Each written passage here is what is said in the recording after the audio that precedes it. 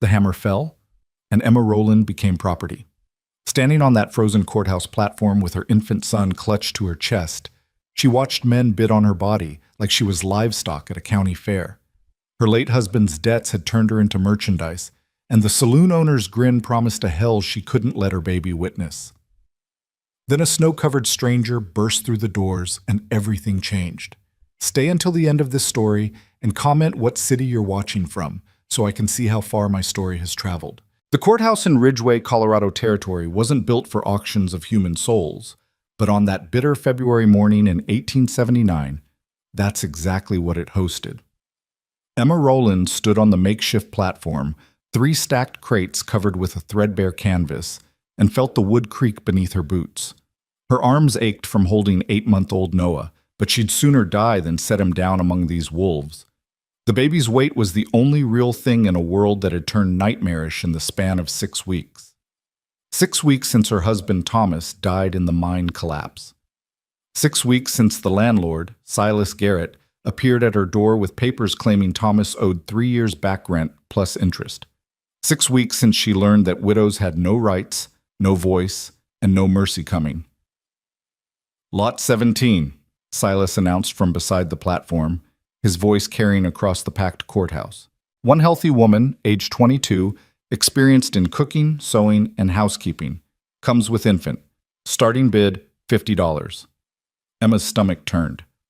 Lot 17, like she was a piece of furniture. The room was thick with tobacco smoke and the smell of unwashed men who'd come in from the cold specifically for this. The legitimate auction, farm equipment, a few horses, some confiscated mining tools, had concluded an hour ago. Most of the respectable families had left. The men who remained had stayed for exactly this moment. This illegal, unconscionable moment that happened in shadows all across the frontier, where law was scarce, and powerful men did what they wanted. $50, called a voice from the back. Emma didn't turn to look. She kept her eyes fixed on the wall behind Silas, on a crack in the plaster shaped like a tree branch. She'd stared at that crack for the past 20 minutes, using it as an anchor while her world dissolved. 60, countered another man, closer to the front. This one she recognized, Luther Vance, who owned the Silver Dollar Saloon. His establishment had rooms upstairs where women worked until they were used up or dead. He was looking at her the way men looked at horses, assessing her teeth and bone structure. Emma pulled Noah closer. The baby fussed, sensing her tension, and she bounced him gently, despite the trembling in her arms. She'd wrapped him in every blanket she owned, layering them until he looked like a small bundle of rags. At least he was warm. At least that. 75, said a miner she didn't know, a man with a scar running from his left eye to his jaw. The bids climbed. Emma stopped listening to the amounts and focused on keeping her breathing steady, in through the nose, out through the mouth, the same way she'd breathed through Noah's birth when the midwife told her to hold on, that it would be over soon. But this wouldn't be over soon. This was just beginning. $200! Luther Vance's voice cut through the murmur of the crowd. 200, and I'll take them both tonight. A silence fell. $200 was a fortune for most men in Ridgway. The miners and drifters who'd been bidding out of curiosity or cruelty fell back, knowing they were outmatched. Emma's eyes finally moved from the crack in the wall to Silas Garrett. The landlord was smiling, clearly pleased with how high the bidding had gone. He'd get his money and then some. The fact that he was selling a human being, a woman with a baby, didn't seem to trouble his conscience at all. 200 going once? Silas called. Fair warning, gentlemen, this is a fine opportunity. The woman's clean, healthy, and she comes with $500. The voice came from the doorway, and it stopped Silas mid-sentence. Every head in the courthouse turned. A man stood in the entrance, snow still dusting his dark coat and the brim of his hat. He was tall. Emma's first thought was how he had to duck slightly under the doorframe, with broad shoulders and a stance that suggested he was used to being obeyed. His face was weathered in the way of men who worked outdoors, lines carved around his eyes and mouth, but he couldn't have been much past 30. He stepped into the room, and Emma saw his eyes for the first time. Dark blue, like deep water, and currently fixed on her with an intensity that made her breath catch. $500, he repeated, his voice carrying clearly despite not being raised. Cash. Right now. Silas recovered quickly, his merchant's instincts overriding his surprise. Well now, Mr. Stanton. Cole Stanton. Emma saw recognition flicker across several faces in the crowd. Apparently this man was known, though she'd never heard the name. Mr. Stanton, Silas continued, his smile widening. That's a generous offer, but I should inform you that the bidding is conducted in increments. I don't care about your increments, Cole interrupted. His gaze hadn't left Emma. $500 ends this right now. You get your money, everyone else goes home, and this woman and her child come with me. Luther Vance stood up from his seat in the third row. Now hold on. I had a standing bid of $200. You can't just... I can, and I did. Cole finally looked away from Emma to face Luther. You've got a problem with that, Vance. We can discuss it outside. The threat was quiet but unmistakable. Luther was a big man, used to using his size to intimidate, but something in Cole's demeanor made him hesitate. After a moment, he sat back down, muttering under his breath. Silas cleared his throat. $500 is substantial. If you have that sum on your person, Mr. Stanton... Cole was already reaching into his coat. He pulled out a leather pouch that clinked heavily as he tossed it onto the table in front of Silas. Count it. It's all there. While Silas fumbled with the pouch, hands shaking slightly as he opened it and began extracting coins, Cole turned back to Emma. He approached the platform slowly, as if worried about startling her. Ma'am, he said quietly, voice pitched for her ears only. My name's Cole Stanton. I have a ranch about 8 miles north of here. I'm going to get you and your baby out of this situation, and I'm going to take you somewhere safe. That's all I'm planning to do. You understand? Emma stared at him. She'd learned not to trust men, especially men who made promises. Thomas had promised her a good life when he brought her west. That hadn't worked out. Silas had promised her time to gather the money she allegedly owed.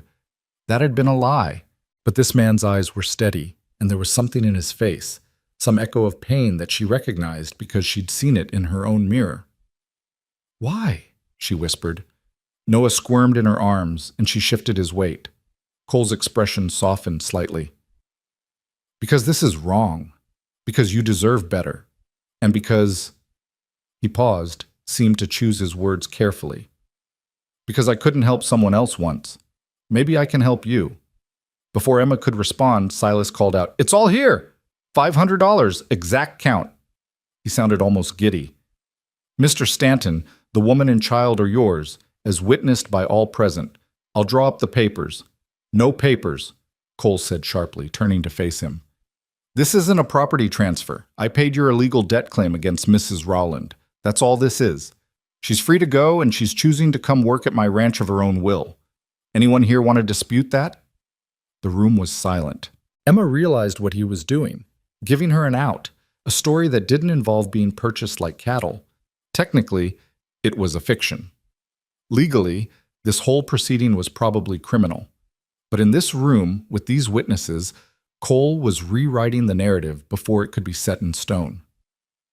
Mrs. Rowland? Cole turned back to her, and this time he extended his hand. Will you come with me? Emma looked down at Noah, at his small face peeking out from the layers of blankets. Then she looked back at Cole Stanton, this stranger who'd just paid a fortune to save her from hell. She had no good choices, but she had one choice that wasn't Luther Vance and the Silver Dollar Saloon. She reached out and took Cole's hand. His grip was warm and solid. He helped her down from the platform carefully, steadying her when her legs nearly gave out. She'd been standing rigid for so long that her muscles had locked up. Get your things, he said quietly, whatever you brought with you. This is it, Emma gestured to herself and Noah. Everything else? Silas took it all for the debt. She saw Cole's jaw tighten, saw anger flash in his eyes, but he only nodded. Then we're done here. Let's go. He guided her toward the door, one hand lightly touching her elbow. Emma kept waiting for the trap to spring, for him to reveal his true intentions, but he just walked her steadily through the crowd of staring men. At the doorway, he paused to collect a heavy coat that he'd apparently left hanging there. Instead of putting it on himself, he draped it over Emma's shoulders, over the thin shawl she'd been wearing. It's cold out, he said simply. Then they were outside, and the February air hit Emma like a slap. Snow was falling in thick flakes, already accumulating on the street. The wind cut through even with Cole's coat wrapped around her. "My horse is just here," Cole said, nodding toward a massive roan stallion tied to the hitching post. The animal was covered in snow, suggesting Cole had ridden hard to get here. "Can you ride?" Emma shook her head. "Not well, and not with Noah. I'll hold him. You'll ride in front of me." Cole was already untying the horse. "We need to move fast. Storm's getting worse, and I want to be clear of town before anyone gets second thoughts about our arrangement." He mounted in one smooth motion, then reached down for Noah. Emma hesitated, every maternal instinct screaming not to hand her baby to a stranger, but the practical part of her brain won out. She passed Noah up, and Cole tucked the baby against his chest with surprising gentleness. "Now you," he said, extending his free hand. Emma had never mounted a horse from the ground, especially not one this tall, but desperation gave her strength. She grabbed Cole's hand and his arm, put her foot in the stirrup, and hauled herself up with his help. She ended up sitting awkwardly sideways in front of him, Noah between them. "Hold on to him," Cole instructed, waiting until Emma had Noah secure in her arms again before he urged the horse forward. They moved through Ridgeway at a controlled pace that still felt urgent. Emma didn't look back at the courthouse. She kept her eyes forward, watching snow accumulate on the horse's mane, focusing on the rhythm of hoofbeats. They'd made it maybe half a mile out of town when she heard other horses behind them. Cole heard them too. She felt him tense, felt his arm come around her waist to steady her as he urged their mount faster.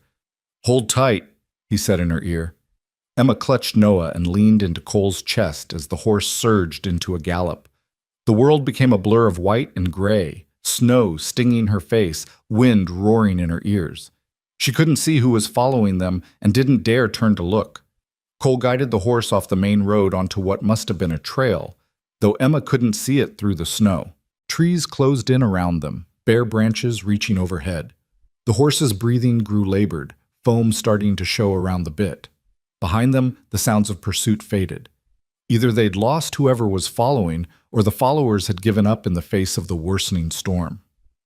Cole didn't slow down until they'd gone at least another mile.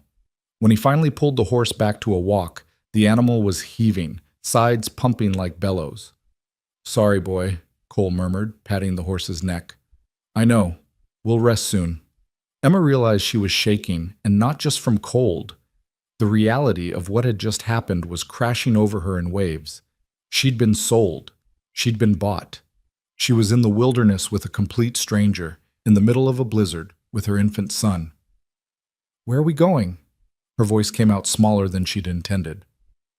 "My ranch is still about 6 miles north," Cole said. "But we're not going to make it in this storm. There's a homestead about 2 miles ahead. Good people who owe me a favor. We'll shelter there tonight, then head home when the weather clears." Home. The word sounded foreign.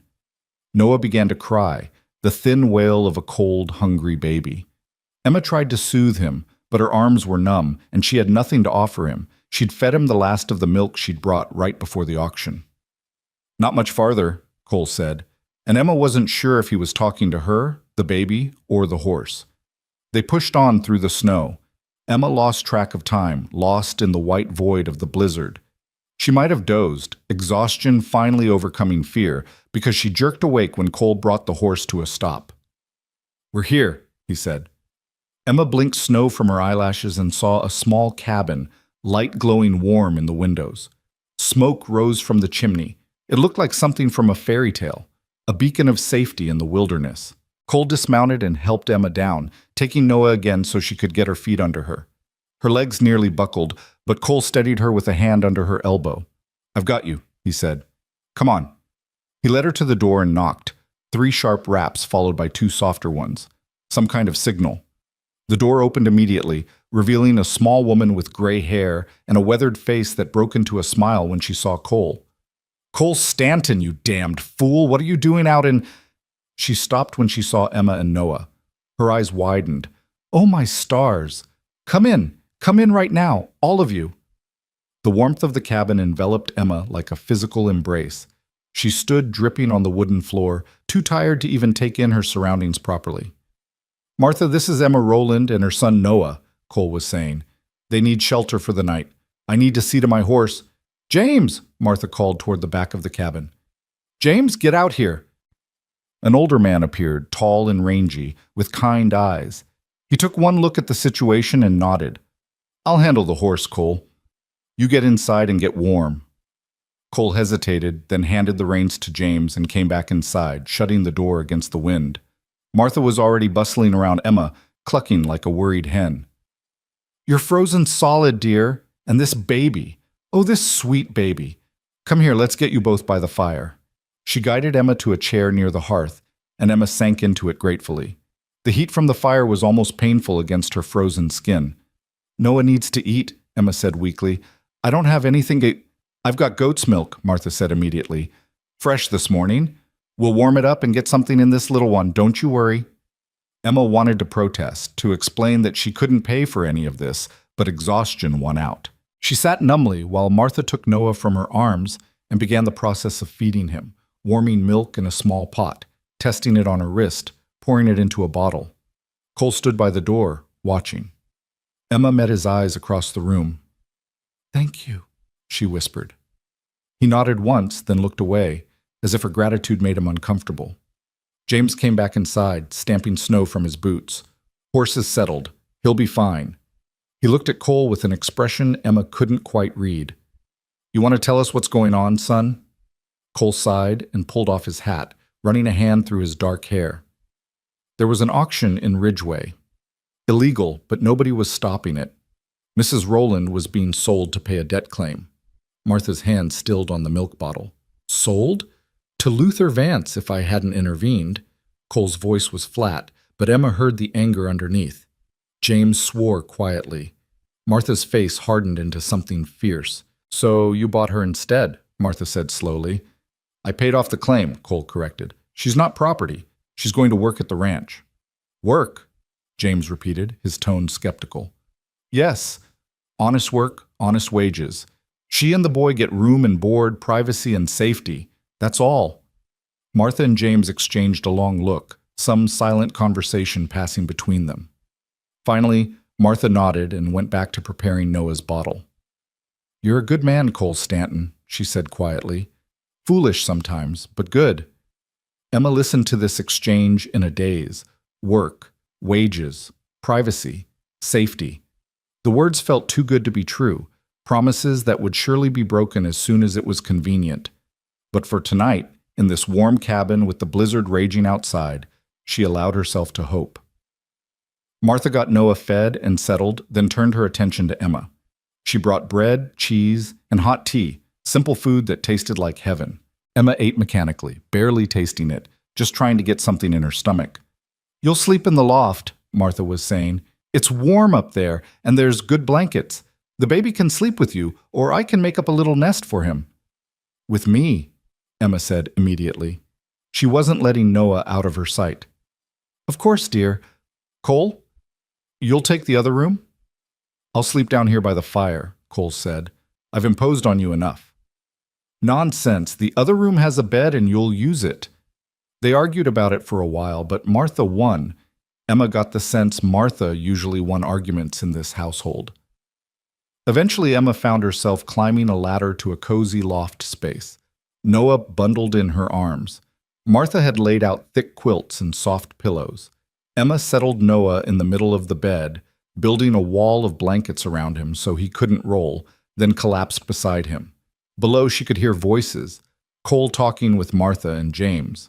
She couldn't make out the words, but the tones were warm, familiar. These people knew each other well. Emma closed her eyes, every muscle in her body aching with exhaustion. Noah made small sleeping sounds beside her, milk-drunk and content. For the first time in 6 weeks, she let herself cry.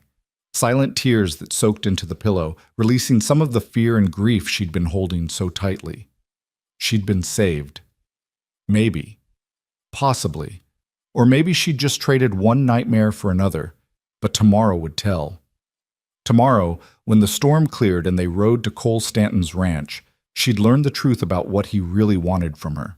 For tonight, she was warm and fed, her baby was safe, And that was more than she'd dared hope for when she'd stood on that auction platform.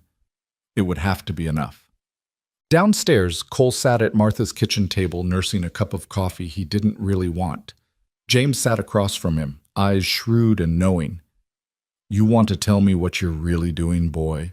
the older man asked quietly. Cole stared into his coffee. "I told you. I know what you told me. Now I'm asking what's true." Martha was washing dishes, but Cole knew she was listening. These two had been like parents to him since he'd arrived in Colorado 5 years ago, half wild with grief. They'd helped him build his ranch, talked him through the dark times, never asked for anything in return. He owed them honesty. "There was a woman," he said finally, "back in Kansas before I came here. Her name was Sarah. She was like a sister to me. We grew up together." James waited. Martha had stopped washing dishes. "She married a man named William Porter. Seemed like a good match. I left for Colorado, was going to make my fortune, come back and visit. But then I got word that William had died and Sarah was in trouble. His family was claiming she owed debts, trying to force her into a situation." Cole's hands tightened on the coffee cup. "By the time I got back to Kansas, I was 3 days too late. He couldn't say it. She'd decided death was better than what they had planned for her. Hung herself in the barn where we used to play as kids." Martha made a soft sound of sympathy. "I failed her," Cole said simply. "I was too late, and she died alone and desperate. I swore I'd never let that happen again if I could prevent it." "So when you heard about the auction today," James began, "a friend sent word yesterday that something bad was happening in Ridgeway. I rode through the night to get there. When I saw that woman standing on that platform holding her baby," Cole shook his head, "I saw Sarah. I saw what I failed to prevent, and I couldn't let it happen again." "And so you paid $500, Martha said gently. "Cole, that's nearly everything you had saved." "I know. And now you've got a traumatized widow and an infant to care for." "I know that too." James leaned back in his chair, studying Cole's face. "What are you going to do with her?" "Exactly what I said. Give her work if she wants it, give her safety, give her time to heal and figure out her next step. When she's ready to move on, I'll help her do that too, whatever she needs." "And if she doesn't want to work? If she can't?" Martha asked. Cole met her eyes. "Then she doesn't have to. I'm not going to force anything. I need to know she's safe, that's all." Martha dried her hands and came to sit at the table. She reached out and covered Cole's hand with her own. "You're a good man," she said again. "But you can't save everyone, Cole. You can't fix what happened to Sarah by rescuing every woman in trouble." "I know, but I can save this one." He looked up at the loft where Emma and Noah slept. "I have to try." James sighed. "Well then, you'd better get some sleep. You've got a long ride home tomorrow and a lot of changes coming to your life." Cole nodded and stood, draining the last of his coffee. "Thank you. For the shelter, for the understanding, for everything." "That's what family's for," Martha said simply. Cole went to the small bedroom and lay down on the bed, but sleep was long in coming. He stared at the ceiling and thought about Sarah, about Emma, about the choices that brought people to the brink of despair. And he thought about what came next, bringing a traumatized woman and a baby into his solitary life, trying to help without making things worse, trying to atone for being 3 days too late 5 years ago. Outside, the blizzard raged. Inside, 4 people sheltered from the storm, each carrying their own wounds, their own hopes, their own fears about tomorrow. But for tonight, they were warm and safe. And sometimes, that was all anyone could ask for. The storm broke just before dawn, leaving the world wrapped in pristine white silence. Emma woke to Noah's fussing and the unfamiliar comfort of a warm bed, disoriented for a moment before the previous day's events came rushing back. She sat up carefully, gathering her son close, and heard voices drifting up from below. "Can't take them out in this depth," James was saying. "Snow's got to be 3 feet in places." "The main trail will be drifted over," Cole replied. "But if we follow the creek bed, stay in the tree cover where the wind couldn't pile it up, that'll add 2 hours to your ride, and the temperature's dropping. You've got a woman and baby to think about now. not just yourself. Emma climbed down the ladder, Noah perched on her hip. The three people at the table looked up as she appeared. Martha's face immediately softened into a warm smile. "Good morning, dear. How did you sleep?" "Better than I have in weeks," Emma admitted. It was true. Despite everything, exhaustion had pulled her under into dreamless sleep. "Thank you for your kindness." "Nonsense. Come eat something. I've got porridge on and fresh eggs." Cole stood as Emma approached, a gesture of respect that surprised her. Most men didn't stand for women like her anymore. Widows with questionable debts and no family connections. "Mrs. Rowland," he said with a slight nod. "We were just discussing the journey to the ranch. The storm left heavy snow. James thinks we should wait another day before attempting the ride." Emma looked between the two men, reading the tension there. Cole wanted to leave. James thought it was dangerous, and she was the complication making it difficult. "I don't want to impose on Martha and James longer than necessary," she said quietly. "If you think we can make it safely—" "It's not an imposition," Martha insisted, bustling over with a bowl of porridge. "You're welcome here as long as needed." But Emma saw something flicker in Cole's expression. Not impatience exactly, but urgency. He wanted to get home, to get this situation settled on his own territory where he had control. "We'll leave after breakfast," Cole decided. "Bundle up warm. I'll take it slow and careful." James didn't look happy about it, but he nodded. "I'll help you prepare the horses then. You'll need to take the pack horse too. I'm sending supplies." "James, you don't have to—" "We're sending supplies," Martha said firmly, in a tone that ended the discussion. "You've got 2 extra mouths to feed now, and that baby needs proper milk. I'm sending the goat." Cole looked like he wanted to argue, but Martha's expression brooked no opposition. Emma watched this interaction with growing curiosity. These people clearly cared for Cole, treated him like family. What kind of man inspired that devotion from strangers? Breakfast was hearty, porridge with honey, eggs fried in butter, thick slices of bread. Emma tried to eat slowly, but her body was starved for decent food after weeks of making thin soup stretch across too many days. Noah nursed contentedly, and Martha showed Emma how to prepare the goat's milk properly for when her own supply wasn't enough. "You'll need bottles," Martha said, packing a small crate with supplies. "And these rags work well as diapers. I cut them from old sheets. They're soft, won't chafe. And this salve here, for when he gets a rash." Emma felt tears prick her eyes at this casual generosity. "I can't pay you back. Did I ask for payment?" Martha's voice was sharp but not unkind. "That baby needs care, and you need help. That's all there is to it." By the time they were ready to leave, the sun was fully up, making the snow-covered landscape sparkle like it was dusted with diamonds. James had saddled 2 horses, Cole's big roan, and a gentler mare for Emma. The pack horse was loaded with supplies, including a small crate where Martha had somehow rigged a nest for the goat. "She's mild-tempered," James told Cole. "Won't give you trouble. Her name's Bess." Cole helped Emma mount the mare, then handed Noah up to her. The baby was wrapped in so many layers he looked like a small bundle of fabric with a face peeking out. "Stay close behind me," Cole instructed. "The mare will follow the roan naturally, but if you start to struggle, call out immediately. Don't try to push through if something feels wrong." Emma nodded, adjusting her grip on Noah. She'd ridden before, but not often, and never in conditions like this. They set out slowly, Cole leading on the roan, Emma following on the mare, and the pack horse with Bess the goat trailing behind. Martha and James stood in their doorway waving until the little cabin disappeared from view behind the snow-laden trees. The journey was harder than Emma had anticipated. The snow was deep in places, forcing the horses to lunge through drifts. Her thighs ached from gripping the saddle, and her arms burned from holding Noah secure while managing the reins. But she bit her lip and stayed silent, determined not to be more trouble than she'd already been. Cole kept his word about going slow.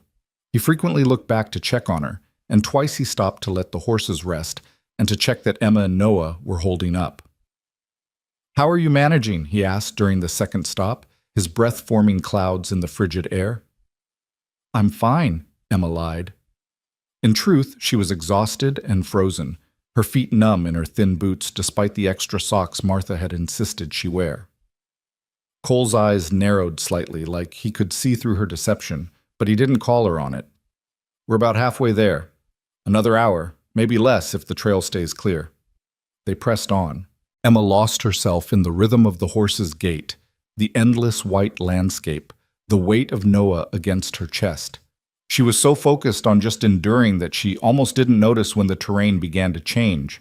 The trees thinned out, revealing rolling meadows buried under snow.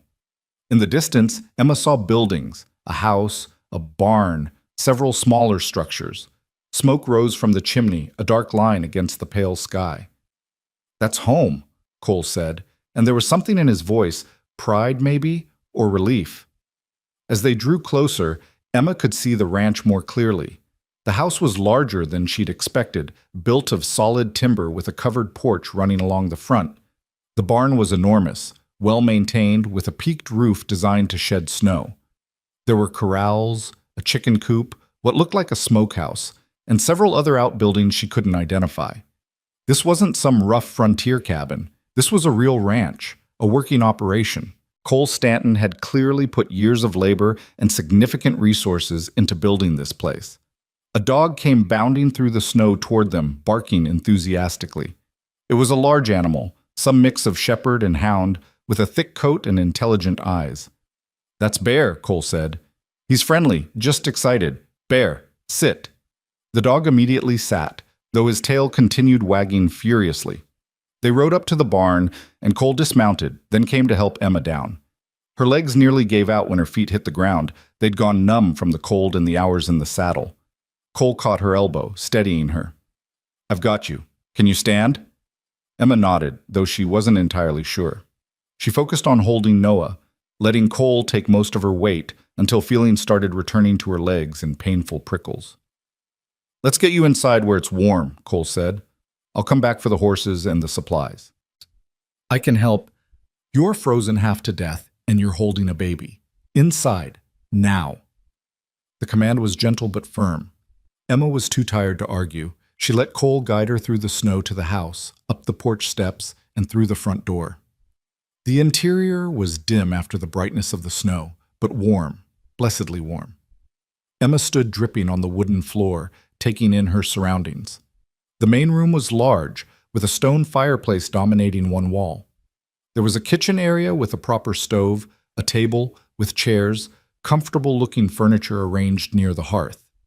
Everything was clean and orderly, though clearly the domain of a man living alone. No curtains on the windows, no decorative touches, purely functional. "Sit by the fire," Cole instructed. "I'll get it built up higher, then I need to tend the horses. Don't go anywhere." He moved quickly, adding logs to the fire until it was roaring, then disappeared back outside. Emma sank into a chair near the hearth and carefully unwrapped Noah from his layers. The baby was red-faced and fussy, too warm now after being too cold before. She heard Cole making trips back and forth, bringing in supplies, his boots stomping on the porch to shake off snow. Bear the dog came inside at some point and settled near the fire, watching Emma with friendly curiosity. When Cole finally came in to stay, he looked windburned and exhausted. He hung his coat by the door, then stood awkwardly for a moment, as if uncertain what to do next. "I'll show you where you'll sleep," he said finally. "Then I'll get food started." He led her down a short hallway to a bedroom. It was simply furnished: a bed with a plain quilt, a chest of drawers, a washstand with a basin and pitcher. But the mattress looked comfortable, and there was a window with a view of the mountains in the distance. "This is your room," Cole said. "There's another bedroom at the end of the hall." "That's mine. The door in between is a storage room, but I can clear it out if you need more space." Emma stared at the bed, then at Cole. "You're giving me a bedroom? A private bedroom?" He looked confused by her surprise. "Of course. Where else would you sleep?" "I thought—" She stopped, not wanting to voice all the terrible assumptions she'd made about what would be expected of her. Understanding dawned in Cole's eyes. "Mrs. Rowland, I meant what I said yesterday. You and your son get room, board, privacy, and safety. This is your space. I won't enter without permission. The door has a lock if you want to use it." Emma felt something loosen in her chest, some tight knot of fear she'd been carrying. "Why?" The question came out as barely a whisper. "Why are you doing this?" Cole was quiet for a long moment. When he spoke, his voice was low and rough. Because you needed help. That's all. Now, I'll let you get settled. Take whatever time you need. I'll be in the kitchen when you're ready."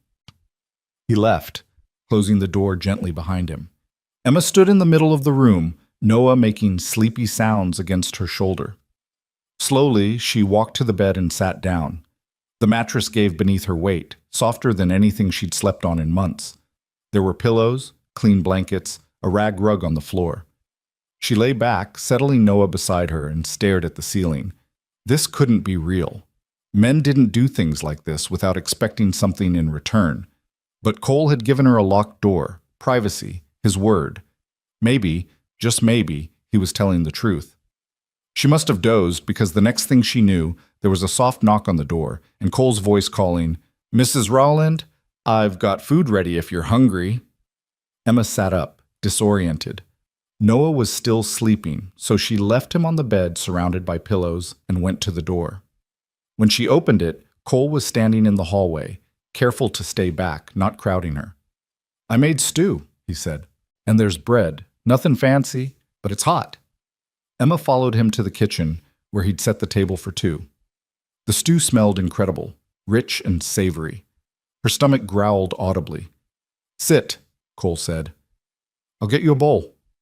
They ate in awkward silence at first.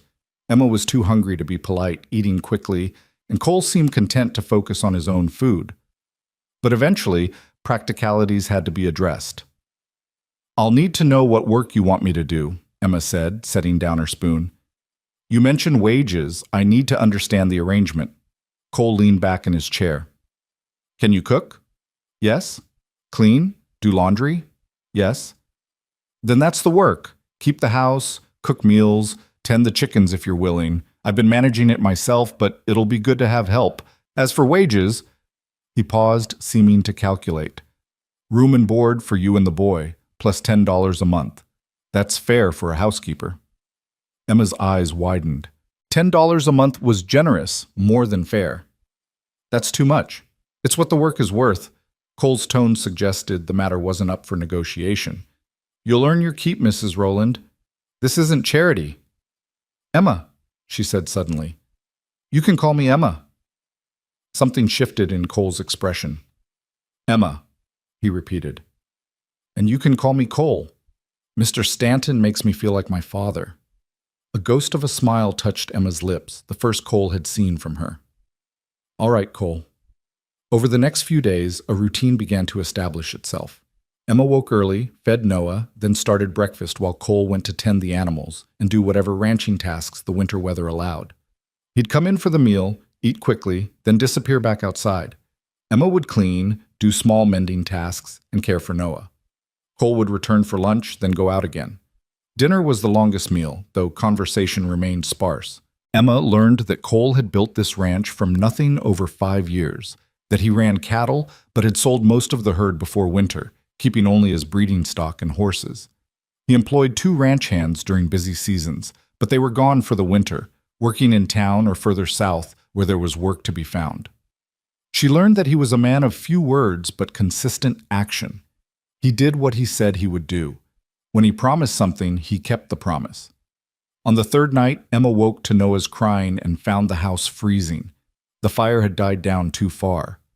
She stumbled out to the main room in her nightgown and was trying to rebuild the fire with shaking hands when Cole appeared from his own room, already pulling on a shirt. "Here, let me," he said, gently moving her aside. Within minutes, he had the fire roaring again. "You should have called me. I didn't want to wake you." "Emma," he said her name firmly. "If you need something, especially at night when it's cold, you wake me. Understood?" She nodded, wrapping her arms around herself. Cole disappeared into his room and came back with a heavy quilt. "Keep this in your room," he said, draping it around her shoulders. "And tomorrow I'll move the cradle in here, closer to the fire. It'll be warmer for the boy." "The cradle?" "I started it last night. Should have it finished tomorrow." Emma stared at him. "You're making a cradle?" "Baby needs somewhere to sleep besides a nest of blankets." He said it matter-of-factly, like building furniture for her child was the most normal thing in the world. "Now get some sleep. Morning comes early." The next evening, When Emma emerged from putting Noah down for his nap, there was a cradle in the main room. It was beautiful, simple but well-crafted, with smooth rockers and high sides to keep a baby safe. Cole was sanding the last rough edges, wood shavings scattered around his boots. "It's perfect," Emma whispered, running her hand along the polished wood. Cole shrugged, clearly uncomfortable with the praise. "It's functional. I'll make a better one when I have more time, with carvings maybe." "No!" Emma's voice was fierce. "It's perfect exactly as it is." Their eyes met, and something unspoken passed between them. Acknowledgement, maybe, or the first fragile threads of trust beginning to form. The weather stayed cold, and Emma settled into the rhythm of ranch life. She discovered that Cole was right. She earned her keep. Keeping house for an active rancher was real work. There were meals to cook, endless dishes, laundry that froze stiff on the line and had to be brought in to finish drying by the fire. She learned to bake bread in Cole's temperamental stove, to make soap from lard and lye, to coax the chickens into laying even in the dead of winter. Cole, for his part, maintained his careful distance. He never entered her room without permission. He never touched her casually, the way men often did with women they considered beneath them. If he needed to hand her something, he set it down rather than risk their fingers brushing. Emma found herself watching him, trying to understand this strange man who'd paid a fortune to save her and asked for nothing in return. He was strong. She saw that in the way he handled heavy feed sacks, the way he could calm a spooked horse with just his voice and hands. But there was gentleness there, too. She'd seen him spend an hour doctoring a chicken with a hurt wing, his large hands infinitely patient. He was also lonely. She realized this slowly, seeing it in the way his face lit up when she asked him questions at dinner, the way he'd linger over his coffee to keep the conversation going just a little longer. One evening, about 2 weeks into her stay at the ranch, Emma nerved herself up to ask the question that had been haunting her. "Why did you really pay for me at that auction?" She set down her mending and looked at him directly. "I know you said you wanted to help, but $500 is more than help. That's a fortune. So why?" Cole was quiet for so long she thought he wouldn't answer. He stared into the fire, his coffee cup cradled in his hands. "I told Martha and James this," he said finally. "Might as well tell you too. There was a woman back in Kansas before I came here. Her name was Sarah. She was like a sister to me. We grew up together, played in the same fields, learned to ride on the same horses. When I decided to come west, she was engaged to a man named William Porter. Seemed like a good man. I figured she'd be happy." Emma stayed very still, sensing this story was painful. "William died 2 years after they married," Cole continued. "His family claimed Sarah owed them money. Inheritance debts, they called it. They tried to force her to marry William's brother to settle the account. He was a cruel man, mean drunk. Sarah was desperate." His hands tightened on the coffee cup. "She sent me a letter asking for help. It took 3 weeks to reach me because I'd moved ranches. By the time I got it and rode back to Kansas, I was 3 days too late. She'd hung herself rather than submit to what they wanted from her."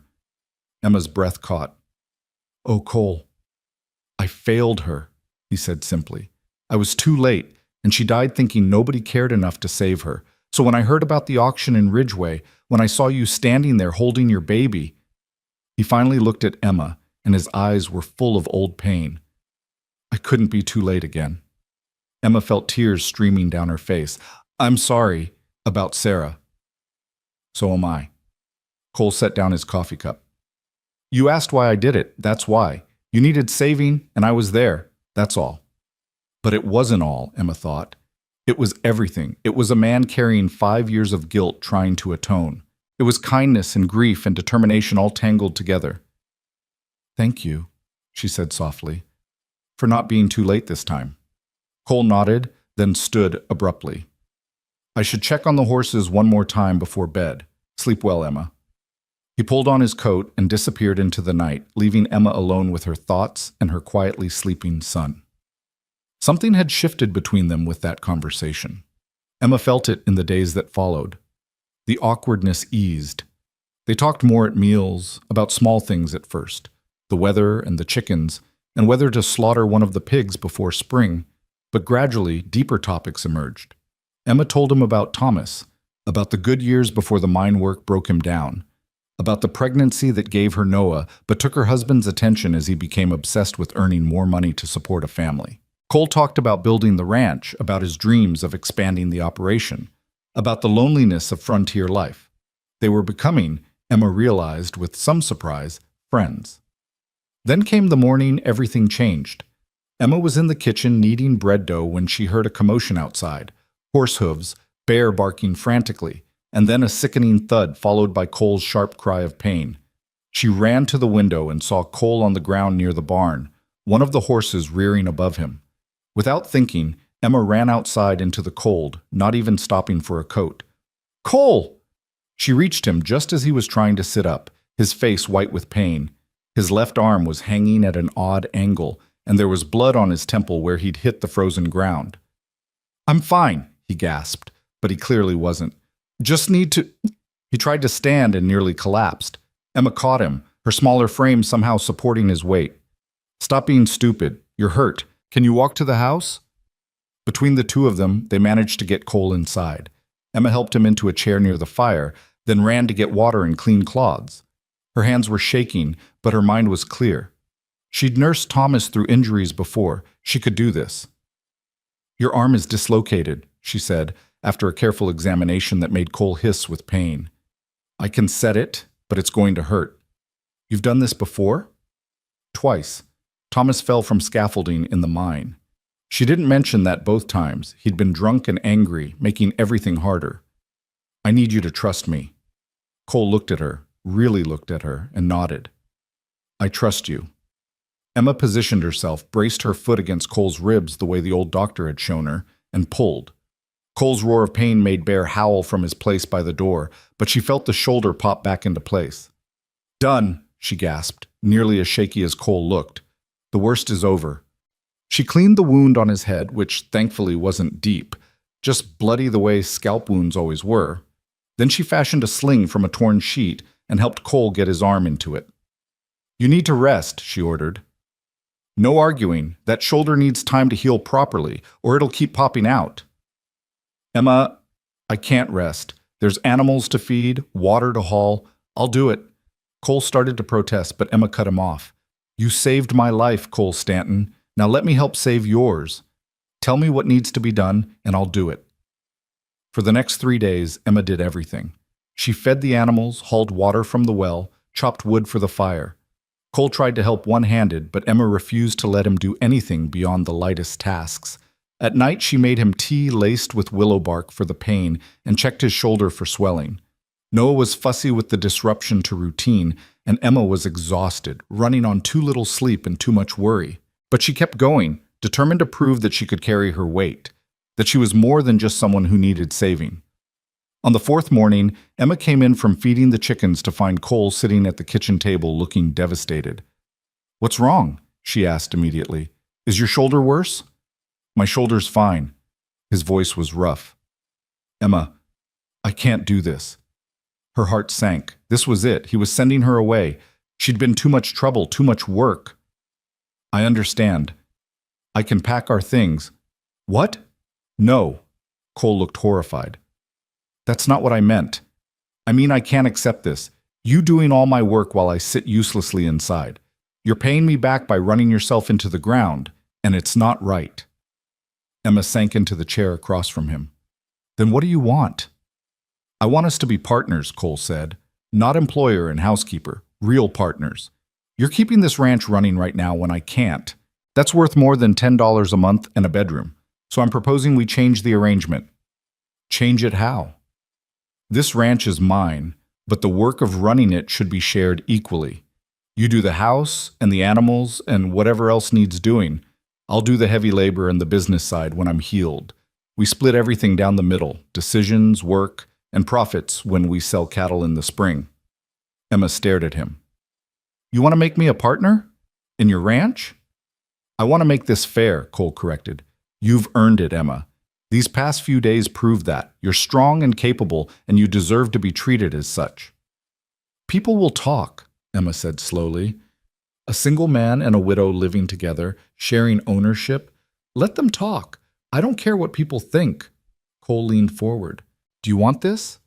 A real stake in something? A chance to build a future for Noah? Emma thought about the auction block, about Luther Vance's cruel eyes, about every moment of the past 6 weeks when she'd been helpless and desperate. Then she thought about the past 3 days, about the satisfaction of hard work done well, about the quiet pride she'd felt keeping the ranch running. "Yes," she said, "I want this." Cole extended his good hand across the table. "Partners, then." Emma shook it, feeling the calluses on his palm, the strength in his grip. Partners. Neither of them noticed that outside the first subtle signs of spring were beginning to show, tiny shoots of green pushing up through the melting snow, promising that winter's grip was finally loosening. Inside the ranch house, two wounded people had found an unexpected alliance, built on honesty and mutual respect, and the simple recognition that everyone deserves a second chance. It was enough to build on, and for now, it was everything they needed. Spring came slowly to the Colorado Territory that year, fighting winter for every inch of ground. Emma watched the change from the ranch house windows while Noah played on a blanket near the fire, babbling to himself in the language only babies understood. Cole's shoulder had healed well over the past month, and he was back to full work, though Emma noticed he was more careful now, less likely to take unnecessary risks with the horses. Their partnership had settled into something comfortable. Emma handled the house, the garden she was planning for when the ground fully thawed, and the chickens that were finally laying regularly again. Cole managed the livestock, repaired winter damage to the buildings, and began the process of preparing for spring calving. They made decisions together over dinner, discussing which fields to use for grazing, whether to buy more breeding stock, how to allocate their limited funds. It was a good life. A simple life. Emma had stopped waiting for the other shoe to drop, stopped expecting Cole to reveal some hidden agenda. He was exactly what he appeared to be, a decent man trying to do right by someone he'd saved. That peaceful existence shattered on a Tuesday morning in early April. Emma was hanging laundry on the line, enjoying the weak sunshine and the sound of snowmelt dripping from the roof, when bears started barking frantically. She looked up to see 3 riders approaching the ranch, moving at a deliberate pace that suggested they weren't friendly visitors. Cole emerged from the barn, wiping his hands on his pants. Emma saw him tense as he recognized whoever was coming. She quickly gathered the wet laundry back into the basket and moved toward the house, her instincts screaming danger. "Emma, take Noah inside," Cole called, his voice tight. "Lock the door." She didn't argue. She ran into the house, scooped up her son, and moved to the window where she could see what was happening. Her heart was pounding, all the old fears rushing back. Had someone from Ridgeway come for her? Was Luther Vance attempting to reclaim his property? The 3 riders stopped in front of Cole. The man in the center was well-dressed for the frontier, wearing a suit that had probably cost more than most ranchers made in a year. He was in his 40s, with a neatly trimmed beard and cold eyes. The 2 men flanking him were clearly hired muscle, rough-looking men with guns prominently displayed. Emma cracked the window open slightly so she could hear. "Cole Stanton," the well-dressed man said, his voice cultured and smooth. "I've been looking for you." "Braden Kells." Cole's voice was flat. "What do you want?" Emma's breath caught. She knew that name. Braden Kells was the man Silas Garrett had mentioned during the auction, the man who held Thomas's original debt claim before selling it. She thought that nightmare was over, paid for by Cole's $500. But apparently it wasn't. "I think you know what I want," Kells said pleasantly. "You took something that belongs to me." "Emma Rowland doesn't belong to anyone. She's a free woman working on my ranch." "Ah, but that's where you're wrong." Kells reached into his coat and pulled out a folded paper. "I have here a writ from Judge Blackwood in Denver. It states quite clearly that Emma Rowland owes a debt of $800 to the estate of Thomas Rowland, and as the primary creditor, I have legal claim to satisfaction of that debt through her labor." "That's illegal," Cole said. "You can't claim a person as payment for debt." "I'm not claiming a person, Mr. Stanton.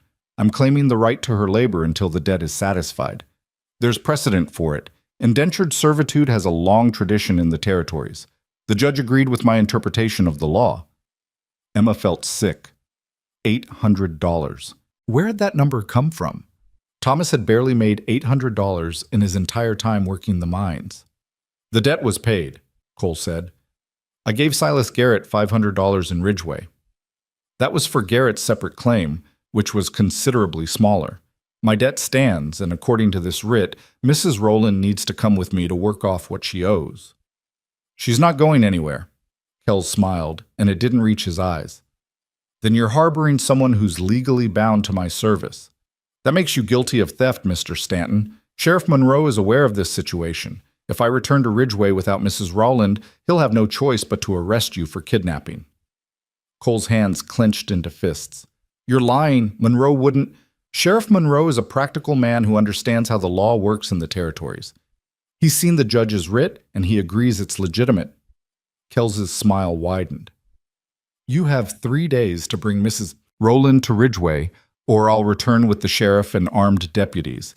And if you resist arrest, well, accidents happen during apprehensions. The threat was clear. Emma watched Cole's face, saw the fury there mixed with something that looked like fear. Not for himself, for her. What do you really want, Kells? Cole asked quietly. This isn't about debt collection. Men like you don't ride 8 miles into the mountains for $800. You're right, of course. Kells leaned back in his saddle, looking pleased with himself. I had a contract with Thomas Rowland. He was going to sell me information about a certain mining operation, geological surveys, production estimates, things that would be very valuable to the right buyer. He died before fulfilling his end of our arrangement, which means his widow inherited his obligations. Emma's mind reeled. Thomas had been selling mining information? To whom? And why? Emma doesn't know anything about mining operations, Cole said. Perhaps not, but she'll work in my household until I decide the debt is paid. I have several business ventures that could use someone with her particular skills. The way Kells said it made Emma's skin crawl. 3 days, Mr. Stanton. Bring her to Ridgeway or face the consequences. Without waiting for a response, Kells wheeled his horse around and rode off, his 2 hired guns following. They moved quickly, clearly not wanting to give Cole time to react violently. Emma watched them disappear down the trail, then ran to unlock the door. Cole stood in the yard, staring after the riders, his whole body rigid with tension. Cole, she called softly. He turned, and the expression on his face broke her heart. I won't let him take you. I don't care what some corrupt judge in Denver says. I won't let it happen. Emma came down the porch steps, still holding Noah. He said 3 days. What do we do? I don't know. Cole ran a hand through his hair, looking more frustrated than she'd ever seen him. That writ might actually be legal. The laws around debt and indentured servitude are murky in the territories. If Kells has a judge backing him, and if the sheriff believes it's legitimate, then I have to go. Emma's voice was steady, though inside she was screaming. I won't let you be arrested for helping me. I won't let you lose your ranch. Absolutely not. Cole's voice was fierce. Emma, you don't understand what Kells is. He's not some legitimate creditor. He's a criminal who uses the law as a weapon. If you go with him, I'll never see you again. Neither will Noah. Then what do we do? Emma heard the desperation in her own voice. We can't fight the law, Cole. You said yourself that resistance means they'll come with deputies, with guns. You could be killed. Cole was silent for a long moment, thinking hard. Then his eyes widened slightly, as if an idea had just occurred to him. There might be a way, he said slowly. It's drastic, and I won't do it unless you agree. But it would solve the problem legally, without anyone getting arrested or shot. What way? Cole looked at her, and Emma saw something complicated in his expression, hope mixed with fear, determination mixed with uncertainty. Marry me, he said. Emma felt the world tilt. What? Marry me. Right now, as soon as we can get a preacher here. If you're my wife, legally married, then Kells's claim becomes invalid. A married woman's debts transfer to her husband, but more importantly, he can't claim you for indentured servitude if you're legally bound to me through marriage. The law is clear on that. Spousal rights supersede debt claims. Emma stared at him, her mind racing. Marriage. To Cole. It would solve everything legally, but it would also complicate everything personally. You don't want to marry me, she said. This is too much, Cole. You've already given up so much. I'm not giving up anything. I'm gaining a partner I already trust, a woman I already respect, and a legal way to protect both of you from a man who'd destroy you. Cole stepped closer, his voice urgent. Emma, I'm not asking you to be a wife in the traditional sense. This would be a legal arrangement, a partnership formalized through marriage. Everything else stays the same, separate rooms, your independence, your share of the ranch. The only difference is a piece of paper that says you're Emma Stanton instead of Emma Rowland. And if I want more than that someday? Emma asked quietly. If I meet someone, or if you do? Cole's expression softened. Then we'll figure it out together, the same way we figure out everything else. But right now, in this moment, this is the best solution I can think of. Will you consider it? Emma looked down at Noah, who was watching her with wide, curious eyes. She thought about Braden Kells and his cold smile, about being dragged away to work off a debt she never agreed to, about what might happen to her son if she disappeared into Kells's custody. Then she thought about the past 2 months at the ranch, about the safety and respect Cole had shown her, about the partnership they'd built on honesty and mutual trust. If we do this, she said slowly, it has to be my choice. Not because I have no other options, but because I'm choosing this path. Choosing you as a partner. That's all I'm asking. A choice freely made. Emma took a deep breath. She thought about the auction block in Ridgeway, about standing there with no choices at all, now standing in the yard of a ranch she partly owned, holding her healthy son, talking to a man who'd never lied to her. She had a choice, a real choice. Yes, she said, I'll marry you. Cole's shoulders sagged with relief. Thank you. I'll ride to Martha and James's place right now. Ask them to bring the circuit preacher. We need witnesses and someone who can legally perform the ceremony. How long will that take? If James rides hard, maybe they can be here by tomorrow evening. We'll do the ceremony immediately, get it witnessed and documented. By the time Kells comes back in 3 days, you'll be Emma Stanton, and his writ will be worthless. Cole went to saddle his horse, moving with fierce determination. Emma watched him go, then looked down at Noah. Your mama's getting married, she whispered to her son. To a good man who's trying to save us. I hope I'm making the right choice. Noah grabbed her finger and giggled, completely unconcerned with the monumental decision his mother had just made. Cole left within the hour, pushing his roan hard toward Martha and James's homestead. Emma spent the rest of the day in a daze, going through the motions of her chores while her mind spun with the implications of what she'd agreed to. Marriage to Cole. It made sense legally, practically, but emotionally. She didn't know what to feel. Relief, certainly, gratitude, but also fear because once they did this, there was no going back. She'd be bound to him in the eyes of the law and God, even if their private arrangement remained unchanged. Cole returned after dark, looking exhausted but satisfied. James is riding to fetch the preacher tonight. Martha's coming tomorrow morning to help you prepare. They'll bring everything we need for a proper ceremony. Cole, you don't have to make it proper. A simple exchange of vows in front of witnesses would be enough. No. His voice was firm. If we're doing this, we're doing it right. You deserve a real wedding, Emma. Not some rushed, shameful thing. A real ceremony with real vows. Because even if this is a legal arrangement, it still matters.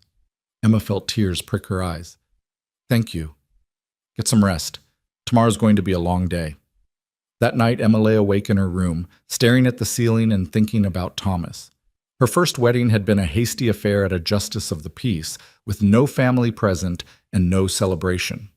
Thomas had been excited about heading west, about the opportunities waiting in Colorado. He'd promised her adventure and prosperity. He'd given her hardship and debt instead, though she'd loved him anyway, or at least loved the man he'd been before the mines broke his spirit. Now she was marrying again, under completely different circumstances.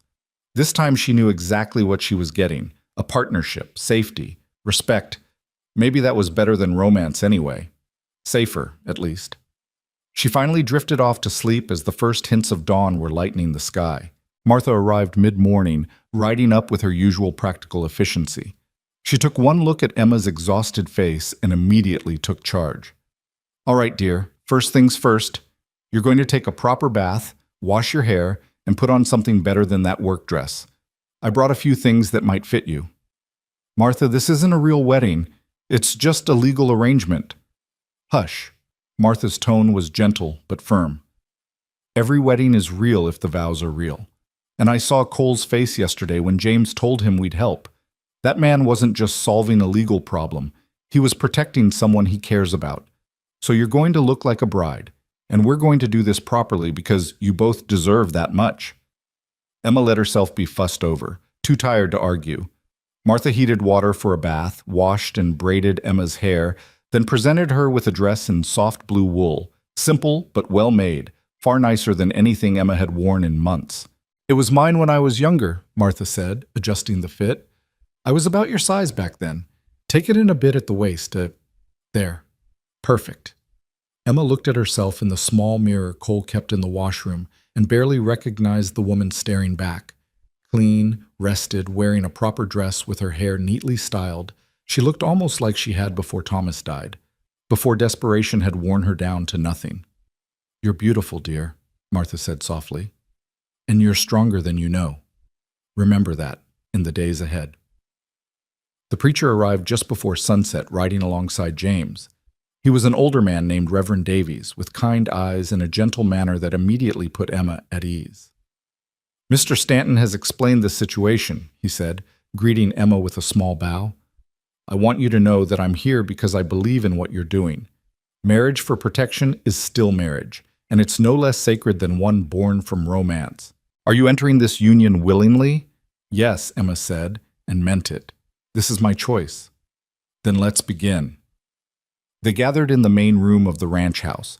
Cole had changed into clean clothes and looked almost nervous, which was strange to see on a man usually so confident. Martha and James stood as witnesses. Noah was asleep in his cradle, blissfully unaware of the ceremony happening around him. Reverend Davies opened his Bible and began. "Dearly beloved, we are gathered here in the sight of God to join this man and this woman in holy matrimony. This is not a union to be entered into lightly, but thoughtfully, with full understanding of the commitment being made." Emma listened to the familiar words, feeling the weight of them settle over her like a cloak. When it came time for vows, she and Cole turned to face each other. "Cole Stanton, do you take Emma Rowland to be your lawfully wedded wife, to have and to hold from this day forward, for better or for worse, for richer or for poorer, in sickness and in health, as long as you both shall live?" Cole's eyes met Emma's, steady and sure. "I do." "Emma Rowland, do you take Cole Stanton to be your lawfully wedded husband, to have and to hold from this day forward, for better or for worse, for richer or for poorer, in sickness and in health, as long as you both shall live?" Emma thought about the auction block, about the cradle Cole had built, about the partnership they'd forged over 2 months of shared work and growing trust. "I do." "Then by the power vested in me, I now pronounce you husband and wife. May God bless this union and keep you both in His grace." There was no kiss. Emma and Cole had silently agreed on that beforehand. Instead, they shook hands solemnly, sealing their partnership the same way they'd sealed their business arrangement weeks ago. Martha was crying happy tears. James clapped Cole on the shoulder. Reverend Davies produced the marriage certificate and had everyone sign it, creating the legal proof they'd need when Kells returned. "It's done," Cole said quietly, looking at the signed document. "You're Emma Stanton now. Legally, officially. Kells can't touch you." Emma stared at her new name written in the Reverend's careful script. Emma Stanton. It looked strange, but also somehow right. Martha had brought food, and they celebrated with a simple meal: roasted chicken, fresh bread, and even a small cake she'd somehow managed to bake and transport. It was oddly festive for a marriage born from desperation, but Emma found herself grateful for the normalcy of it, for Martha and James's kindness in making this feel like a real wedding. When the guests finally left, promising to return if they were needed when Kells came back, Emma and Cole stood alone in the suddenly quiet house. "Nothing has to change," Cole said. "Your room is still your room. Everything we agreed to before still stands." "I know." Emma looked at her hand, at the simple gold band Cole had produced for the ceremony, another thing he'd somehow arranged, probably borrowing it from Martha. "Cole, I want you to know something. I'm grateful for what you've done, but I also want you to understand that I'm not afraid anymore. When Kells comes back, I'll face him, not as cargo or property, but as your wife. as a woman who made her own choice. Cole smiled, and it transformed his normally serious face. Good, because we're going to need that strength when he arrives. They didn't have to wait long. Kells returned exactly 3 days later, just as he'd promised, but this time he brought Sheriff Monroe and 2 additional deputies. Emma watched them ride up from the window, her heart pounding but her resolve firm. "Ready?" Cole asked, coming to stand beside her. "Ready." They walked out onto the porch together, standing side by side. Emma held Noah on her hip, the baby's weight a comforting reminder of why she was doing this. Kells dismounted, his expression confident. Sheriff Monroe stayed on his horse, looking uncomfortable. He was a weathered man in his 50s, with the tired eyes of someone who'd seen too much frontier justice. "Mr. Stanton," Kells said pleasantly, "I believe we had an agreement. 3 days to bring Mrs. Rowland to Ridgeway, or face arrest for kidnapping. Since you're both still here, I'm forced to assume you've chosen arrest." "Actually," Cole said calmly, "there's been a development you should know about. Emma isn't Mrs. Rowland anymore. She's Mrs. Stanton, my wife. We were married 4 days ago in front of witnesses, performed by Reverend Davies and properly documented." He produced the marriage certificate, holding it out. Sheriff Monroe dismounted and took it, examining it carefully. The color drained from Kells's face, replaced by red fury. "You can't do that. The debt claim is invalid," Cole interrupted. "As Sheriff Monroe can confirm, a married woman's debts transfer to her husband, but more importantly, you can't claim indentured servitude against a married woman without her husband's consent. Which you'll never have." Sheriff Monroe looked up from the certificate, then at Kells. "He's right. This marriage is legal and properly witnessed. Your writ doesn't mean anything now, Kells. Mrs. Stanton," he nodded respectfully at Emma, "is under her husband's protection. Her debts, if they're even legitimate, are his responsibility now." "This is fraud." Kells's composure had shattered completely. "They only got married to circumvent my legal claim. People get married for lots of reasons," the sheriff said dryly. "The law doesn't require love, just consent and proper documentation. This marriage meets all legal requirements." He handed the certificate back to Cole. "I'm sorry for the trouble, Mr. Stanton, Mrs. Stanton. Kells, we're done here." "I'm not done," Kells snarled. He turned to Emma, his face twisted with rage. "You think this is over? You think a piece of paper protects you? Your husband Thomas made promises, and I will collect—" "Thomas is dead," Emma said clearly, stepping forward. "Whatever arrangement you had with him died with him. I owe you nothing. I chose to marry Cole Stanton, and I chose to stand here as his wife and partner. You have no claim on me, no power over me. Go back to whatever hole you crawled out of and leave us alone." She'd never spoken to a man like that before, with strength, with certainty, with absolute refusal to be intimidated. It felt liberating. Kells looked at her with pure hatred, but the sheriff and his deputies were there, and he knew he'd lost. "This isn't finished," he said quietly, dangerously. "The debt was $800. I want my money." "Fine," Cole said. "Name your bank in Denver. I'll have $800 transferred within the week. Consider Thomas Rowland's debt paid in full." Emma gasped.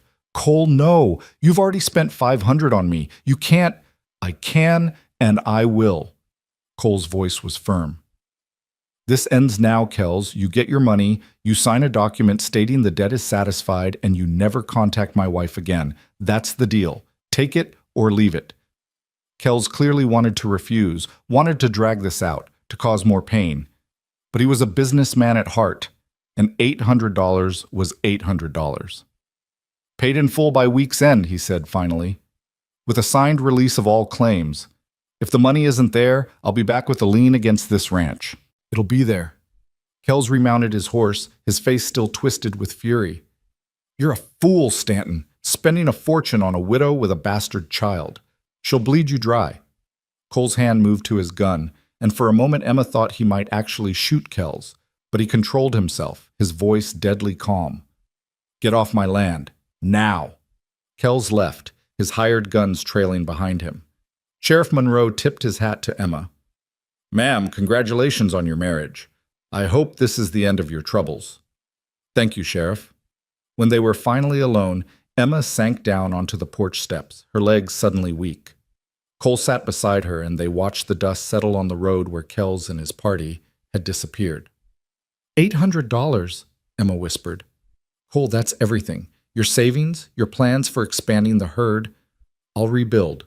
We'll rebuild together. Cole looked at her, his expression serious.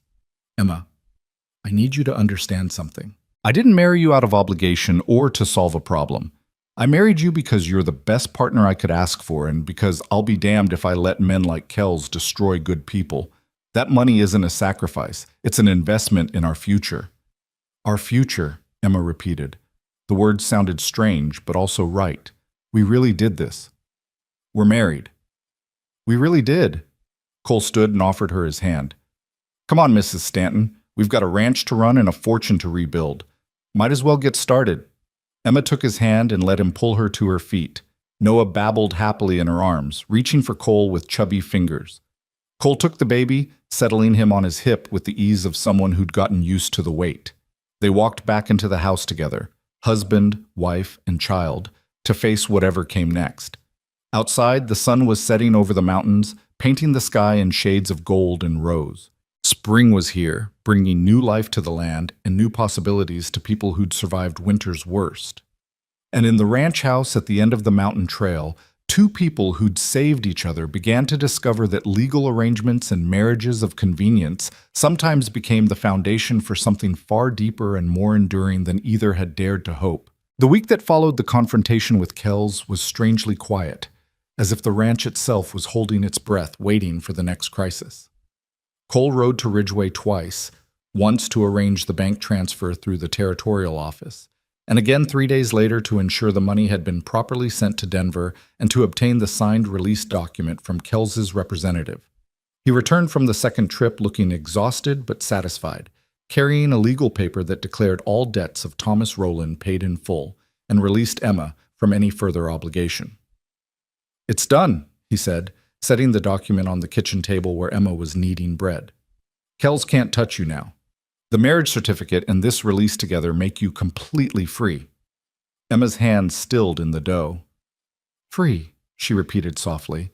The word felt foreign on her tongue. She'd been running from one form of bondage to another for so long that the concept of actual freedom seemed impossible. You are, Cole insisted, legally, financially, completely free. You're my wife in the eyes of the law, which means you have protection. But you're also a partner in this ranch with your own rights. If you wanted to leave tomorrow, you could. I wouldn't stop you. Emma looked at him, at this man who kept giving her choices when most men would have demanded obedience. I'm not leaving. I know, but I need you to know you could. That's what freedom means. That night, Emma lay in her bed, in her room with the door she'd never once needed to lock, and cried. Not from sadness or fear, but from relief so profound it felt like physical pain releasing from her body. She was safe. Noah was safe. They had a home, a future, and a partner who treated her like an equal human being instead of property. The next morning, she woke with a new sense of purpose. If she was truly free, truly a partner, then she needed to start acting like one. She'd been so focused on survival, on just getting through each day, that she hadn't allowed herself to think about building something permanent. That changed now. Over breakfast, Emma spread out a piece of paper she'd been sketching on. I've been thinking about the garden, she said. If we plant it right, we could grow enough vegetables to last through next winter, maybe even have surplus to sell in town. And I was looking at that south-facing slope behind the barn. That would be perfect for fruit trees. Apple, maybe pear. They'd take years to mature, but eventually... Cole leaned over to study her drawings, his expression interested. This is good planning. The garden makes sense immediately, and you're right about the slope. I was thinking about expansion too, but in a different direction. He pulled out his own paper, covered in numbers and calculations. If we're careful this year, save everything we can, we could buy breeding stock in the fall. Start rebuilding the herd properly, not just maintenance level. They spent the morning planning, their ideas building on each other. Emma suggested chickens for eggs to sell. Cole countered with the possibility of pigs, harder to manage but profitable if done right. Emma worried about the initial investment. Cole showed her his calculations, proving they could afford it if they were strategic. It felt like a real partnership, two minds working together toward a common goal. Emma found herself smiling more than she had in months, energized by the possibility of building instead of just surviving. Noah interrupted their planning by waking from his nap and demanding attention with lusty cries.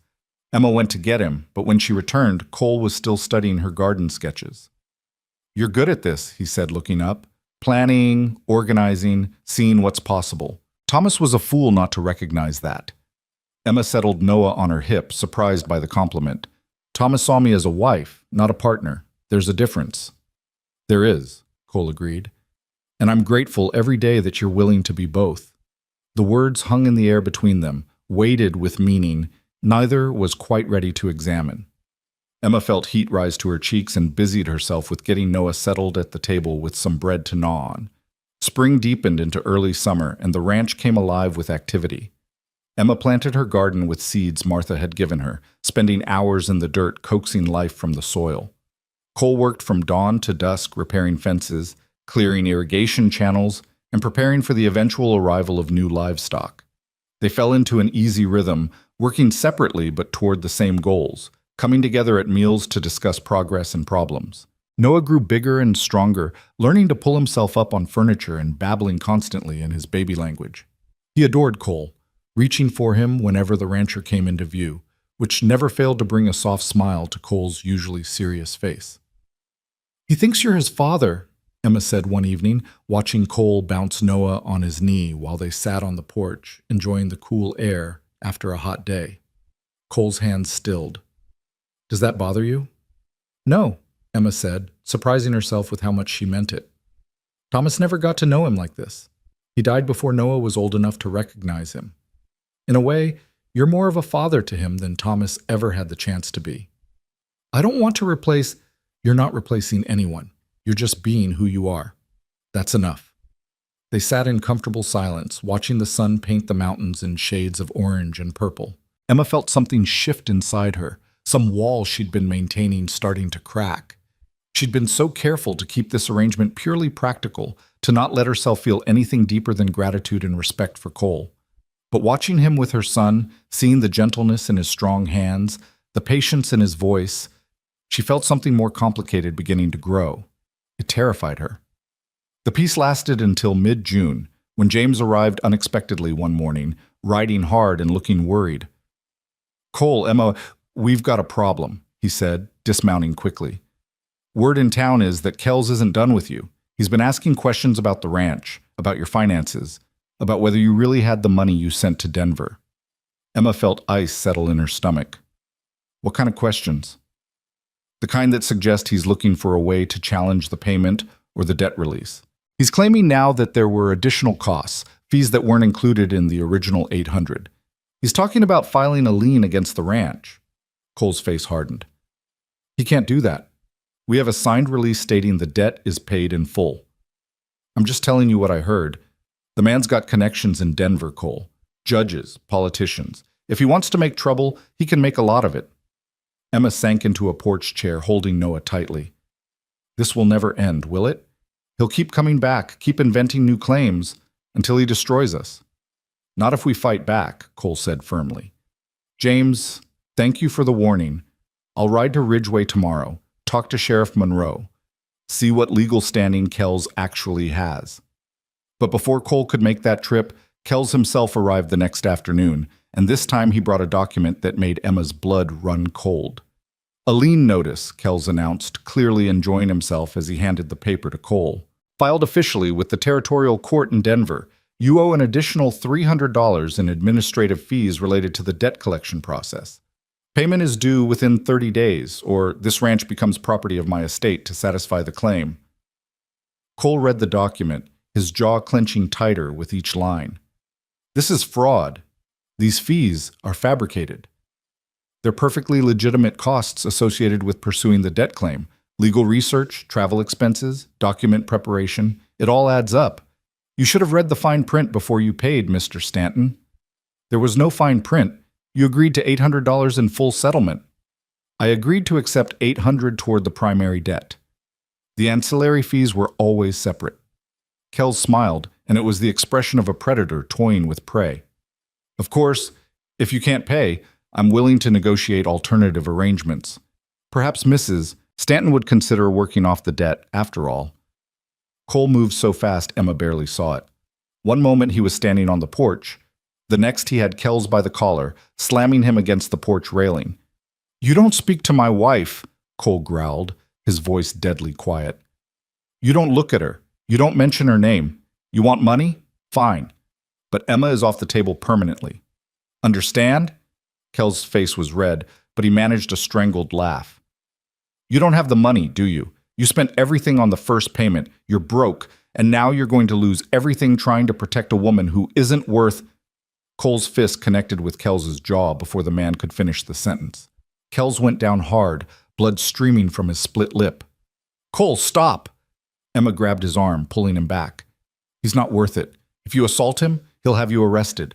That's probably what he wants." Cole was shaking with rage, but he let Emma pull him away. Kells climbed slowly to his feet, wiping blood from his mouth. "That was assault, Stanton. I have witnesses." "You have nothing," Emma said coldly, stepping in front of Cole. "You came onto our property, making threats and demands. My husband defended his home. Now leave, before we send for the sheriff ourselves and have you charged with trespassing and extortion." Kells' eyes narrowed. "You've got 30 days. Come up with $300, or this ranch is mine." He remounted his horse, swaying slightly. "I'll enjoy watching you lose everything." He rode off, leaving Emma and Cole standing in the yard. Cole's hands were still clenched into fists, his breathing ragged. "I'm sorry," he said finally. "I shouldn't have hit him. That was stupid." "That was human," Emma corrected. "He was trying to provoke you, and it worked. But Cole, what are we going to do? Do we have $300? Cole's silence was answer enough. "How much do we have?" Emma pressed. "Maybe $60 cash, some equipment I could sell, but that would cripple the ranch operations. The horses—" He shook his head. "I'd have to sell almost all of them, including the breeding stock. Even then, I don't know if I could raise 300 in 30 days. Emma felt panic rising but forced it down. She'd survived worse than this. She'd find a way. "What about a loan? Could we borrow the money?" "From who? The bank in Ridgeway won't lend to me. I already owe them money for equipment I bought last year. I could ask James and Martha, but they don't have that kind of cash. They're barely making it themselves." They went inside and spent the evening going over every possible option. Emma suggested selling her wedding ring, but it was worth maybe $10 at most. Cole proposed working extra jobs in town, but that would take months to earn enough, and they only had 30 days. They could sell the pigs before they were properly fattened, but that would bring in maybe $40, not nearly enough. By nightfall, they were no closer to a solution, and the weight of impending disaster hung over the house like a storm cloud. Emma put Noah to bed, singing softly to him until he fell asleep, then returned to find Cole sitting at the table, staring at the lien notice with hollow eyes. "I'm going to lose the ranch," he said quietly. "Everything I've built for 5 years, gone, because I tried to save you." "Don't," Emma said sharply. "Don't you dare blame me for this. Kells is a criminal who's manipulating the law. This isn't my fault, and it's not yours either." "But it is my fault. I knew paying that $800 would leave us vulnerable. I did it anyway because I was so focused on protecting you that I didn't think about the consequences." Emma sat down across from him, reaching out to take his hands. "Cole Stanton, you listened to me. You saved my life. You gave me and my son a home, a future, hope. If we lose the ranch, we'll find another way. We'll start over somewhere else.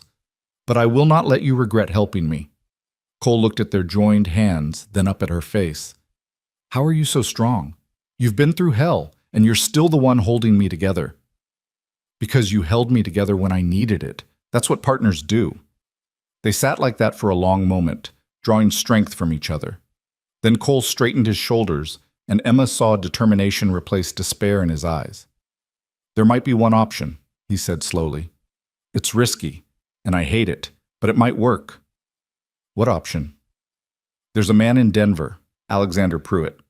He's a wealthy investor, buys up struggling ranches and mining operations.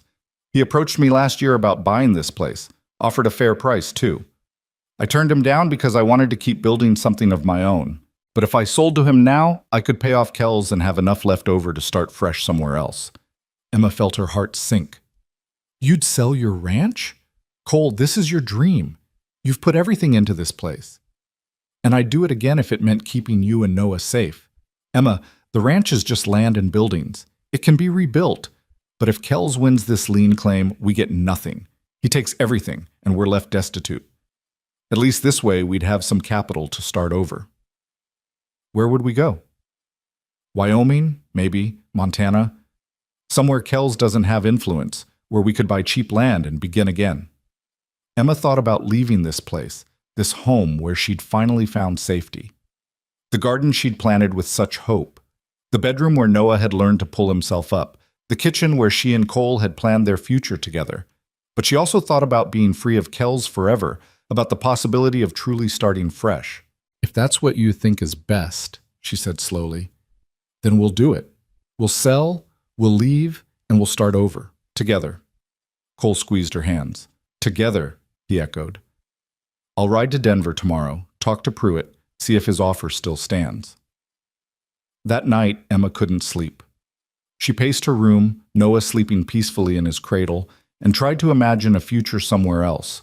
But every vision felt wrong, incomplete. This ranch had become home in a way she hadn't fully realized until faced with losing it. She was standing at her window, looking out at the moonlit mountains, when she heard a soft knock on her door. Emma? Can we talk? She opened the door to find Cole standing in the hallway, looking as sleepless as she felt. I can't do it, he said without preamble. I've been lying in bed trying to convince myself that selling is the right move, but I can't. This ranch isn't just land to me. It's where I rebuilt myself after Sarah died. It's where I found purpose again. It's where we became partners. I can't sell it to Kells's benefit. I can't let him win. Then we fight, Emma said firmly. We find another way. There is no other way. We don't have the money, and we can't raise it in time. Emma's mind was racing, thinking through every possibility. Then an idea struck her, so simple she almost laughed. What if we don't need to raise the money? She said slowly. What if we just need to prove Kells's lien is fraudulent? Cole frowned. How would we prove that? He's got official paperwork from Denver. Paperwork can be forged, and even if it's real, those fees have to be documented somewhere. What if we went to Denver ourselves, looked at the official court records, found proof that his fees are inflated or fabricated? That would take time we don't have, and even if we found proof, who would we show it to? The judges in Denver are probably in Kells's pocket. Then we go higher. Territorial governor, federal marshal, someone who isn't corrupted by Kells's influence. Emma grabbed Cole's arm, excitement building. Cole, we can't just roll over and let him take everything. We have to fight back, really fight back. Cole studied her face, and slowly, hope began to kindle in his eyes. It's a long shot. Everything about our situation has been a long shot. We've beaten the odds before. If we try this and fail, we won't have time to arrange a sale. We'll lose everything. Then we'll lose everything fighting, but at least we'll know we didn't give up. Cole pulled Emma into a sudden, fierce embrace. She stiffened in surprise. This was the first time he'd touched her beyond helping her mount a horse or steadying her arm. But then she relaxed into it, wrapping her arms around him and holding on just as tightly. Thank you, he murmured into her hair, for reminding me who I am. They stood like that for a long moment, taking comfort in each other's presence. When they finally pulled apart, Emma felt something fundamental had shifted between them. They were still partners, still bound by practical arrangement, but there was something deeper now, something that felt dangerously close to the kind of bond real married couples shared. We leave for Denver tomorrow, Cole said. Both of us. We'll bring Noah, close up the ranch for a few days. James can watch the animals. We do this together. Together, Emma agreed. They spent the rest of the night planning, fueled by hope and determination. By the time the sun rose, they had a strategy. They would go to Denver, search the court records for any irregularities in Kell's claim, find witnesses who could testify to his corrupt practices, and bring their evidence to the territorial governor himself if necessary. It was ambitious. It was probably impossible, but it was better than surrender. James arrived at noon in response to Cole's urgent message and immediately agreed to watch the ranch. You go fight for what's yours, he said, gripping Cole's shoulder. Martha and I will hold down the fort here. Emma packed quickly, gathering supplies for the journey and ensuring Noah had everything he needed. She also packed the marriage certificate and the debt release document, proof of their legitimate claim to be free of Kels's harassment. They left that afternoon, riding hard for Denver. Emma had never been to the territorial capital, and as they approached the city 3 days later, she was awed by its size. Ridgeway was a rough frontier town of maybe 200 people. Denver was a real city with thousands of residents, brick buildings, paved streets, and the bustle of serious commerce. Cole found them a modest hotel near the courthouse and paid for 2 rooms, maintaining their separate sleeping arrangements even here. That night, after Noah was asleep and they'd eaten a quick meal, they sat in Emma's room planning their next move. "Tomorrow we start at the courthouse," Cole said. "We look at the official filing for Kels's lien, see what documentation he provided. If there's anything questionable, we make copies and find a lawyer willing to challenge it. And if everything looks legitimate on paper, then we dig deeper. Talk to court clerks, find out who Kels paid off, look for any pattern of corruption we can expose." Emma nodded, trying to feel confident, but sitting in this unfamiliar city, so far from the ranch that had become home, she felt very small and very vulnerable. Cole seemed to sense her mood. "Emma, whatever happens, we did this together. That matters." "Does it? If we lose the ranch, if Kels wins, then we start over and we do it as partners, as husband and wife, as a family." Cole reached out and took her hand, his thumb brushing across her knuckles. "I need you to know something. This started as a legal arrangement, a way to protect you. But somewhere along the way, it became real for me. You're not just my partner on paper anymore. You're my partner in every way that matters." Emma's breath caught. "Cole, I'm not asking for anything to change," he said quickly. "I'm just telling you the truth. Whatever happens tomorrow, I wanted you to know that." Emma looked at their joined hands, at this man who'd saved her, protected her, treated her with more respect and kindness than anyone in her life. And she realized that somewhere along the way, it had become real for her too. This wasn't just gratitude anymore. It was something deeper, something that made her heart race and her future feel intertwined with his in ways that had nothing to do with legal documents. "It's real for me too," she whispered. Cole's eyes widened, and for a moment, Emma thought he might kiss her. She realized she wanted him to, but instead he raised her hand to his lips and pressed a gentle kiss to her knuckles. "Then we fight for our future," he said. "Together." The next morning, they walked into the Denver courthouse ready for battle, not knowing that the fight they were about to wage would change everything, not just their legal situation, but the very foundation of their relationship and what their marriage truly meant. The Denver courthouse was an imposing stone building that seemed designed to intimidate anyone who entered seeking justice. Emma climbed the steps with Noah on her hip and Cole at her side, trying to project confidence she didn't quite feel. Inside, the marble floors echoed with their footsteps, and clerks moved between offices carrying stacks of legal documents that represented people's entire futures reduced to paperwork. Cole approached the main desk where a middle-aged woman with spectacles sat reviewing files. "We need to examine the official records for a lien filing," he said politely. "Case number would be..." He consulted the document Kels had provided, reading off the numbers.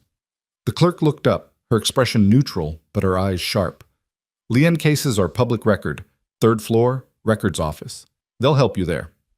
They climbed 2 more flights of stairs, Emma's arms aching from Noah's weight by the time they reached the records office. This room was smaller, cramped with filing cabinets, and staffed by a young man who looked barely old enough to shave.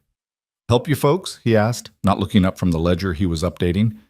"We need to see the complete file for this lien case," Cole said, handing over Kels's document.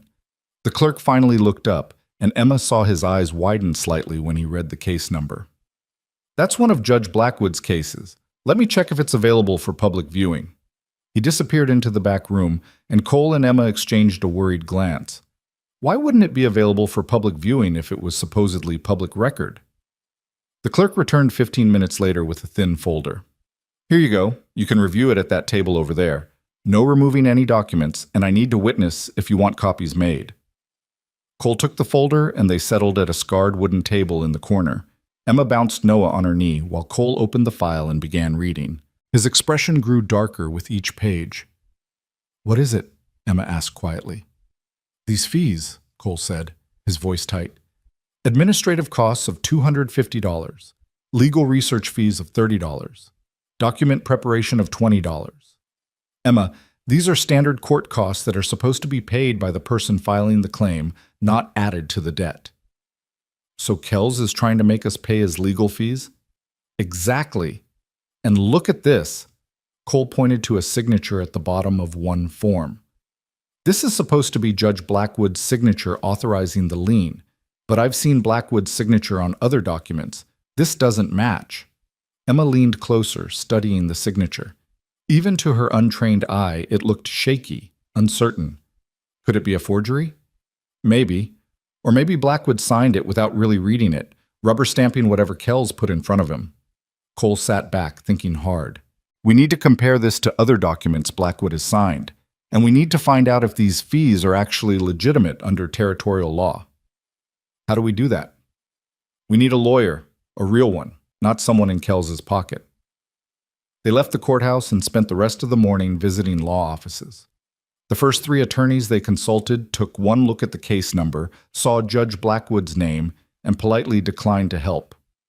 The fourth was more blunt. You're asking me to challenge a sitting judge's ruling, the lawyer said flatly. That's career suicide in this territory. Find someone else. Emma felt despair creeping back in, but Cole's jaw was set with determination. There has to be someone willing to stand up to corruption. There is, said a voice from the doorway. They turned to see an older gentleman in a slightly shabby suit standing there, having apparently overheard their conversation. Though I'd hardly call myself someone, more like the last resort. He extended his hand. Robert Cartwright, attorney at law. I heard you mention Blackwood and Braden Kells. That combination tells me everything I need to know about your situation. Cole shook his hand warily. You know Kells? Know him? I've been trying to build a case against him for 2 years. The man's a criminal who hides behind legal technicalities and bought judges. If you've got evidence of fraud in one of his lien claims, I'm very interested in seeing it. They followed Cartwright to his office, which was small and cluttered with law books and case files. He listened intently as Cole explained their situation, occasionally making notes, his expression growing more animated as the story progressed. This is exactly the pattern I've been tracking, Cartwright said when Cole finished. Kells finds desperate people, usually widows or struggling businesses, and uses fabricated debts to either extort money or seize property. He's done it at least a dozen times in the past 3 years, always with Blackwood's approval. The problem is getting anyone to challenge it officially. Why hasn't anyone challenged it before? Emma asked. Because most of his victims don't have the resources to fight back. They either pay whatever he demands or lose everything and leave the territory. You're the first people I've met who are both willing and able to stand up to him. Able might be an overstatement, Cole said dryly. We've got maybe 20 days left before the lien becomes enforceable, and no money to pay, even if the fees are legitimate. Cartwright leaned forward, eyes gleaming. Here's what we do. We file a motion to dismiss the lien based on fraudulent fee assessment. We request a full audit of Blackwood's cases involving Kells to establish a pattern of corruption. And we take this directly to the territorial governor with a formal complaint about judicial misconduct. Will that work? Emma asked. Honestly, I don't know. But it'll buy us time, and it'll put Kells and Blackwood on notice that you're not going quietly. At minimum, it'll make them think twice about pushing forward. What's your fee for this? Cole asked. We don't have much cash available. Cartwright waved a hand dismissively. If we win, you pay me a percentage of whatever we save. If we lose, you owe me nothing but the satisfaction of finally getting a real fight against these bastards. Fair enough? Cole extended his hand. More than fair. When do we start? Right now. I'll draft the motion to dismiss tonight. Tomorrow we file it and request an emergency hearing. You two need to gather every piece of documentation you have. Your marriage certificate, the original debt release, any correspondence with Kells, everything. We build an airtight case showing this is harassment and fraud, not legitimate debt collection. They spent the next 3 days in a whirlwind of legal preparation. Cartwright worked tirelessly, drafting motions and affidavits. Emma and Cole provided every detail they could remember, every document they possessed. Cartwright even tracked down 2 other families who'd been victimized by Kells and convinced them to provide sworn statements about similar fraudulent fee assessments. On the 4th day, They stood before a different judge, Judge Sarah Harrison, who Cartwright assured them was honest and not in anyone's pocket. The courtroom was small, and Kells was there with his own attorney, looking supremely confident. That confidence began to crack as Cartwright presented his case. "Your Honor, the evidence shows a clear pattern of fraud," Cartwright argued, laying out document after document. "Mr. Kells has used fabricated administrative fees to extort money from vulnerable people across this territory. In Mrs. Stanton's case, he's attempting to charge her $300 for costs that are normally borne by the plaintiff in a lien action. Furthermore, we have evidence suggesting Judge Blackwood's signature on the lien authorization may have been obtained under false pretenses or without proper review." Kells's attorney objected strenuously, but Judge Harrison silenced him with a raised hand. She studied the documents carefully, her expression growing sterner with each page. "Mr. Kells," she said finally, "can you provide itemized receipts for these administrative costs you're claiming?" Kells shifted uncomfortably. "The costs are estimated based on standard legal practices. That's not what I asked. Do you have actual receipts proving you incurred these expenses?" "Well, no, but then on what basis are you claiming Mrs. Stanton owes them?" "It's standard practice in debt collection to recover legal costs. It's standard practice to prove those costs were actually incurred," Judge Harrison said sharply. "Mr. Cartwright, I'm inclined to agree with your assessment. This lien appears to be based on fabricated fees with no supporting documentation." Emma felt Cole's hand find hers under the table, squeezing tightly. "However," Judge Harrison continued, and Emma's heart sank, "the original debt of $800 was apparently paid in full, and Mr. Kells signed a release. Mr. Kells, why are we even here if the primary debt was satisfied?" Kells's attorney jumped in. "Your Honor, the release only covered the primary debt. The administrative fees were a separate matter, clearly outlined in the original agreement. Show me this original agreement." There was a long, telling pause. Kells's attorney shuffled through his papers, looking increasingly nervous. "We don't have the original with us today, but it's on file. Where?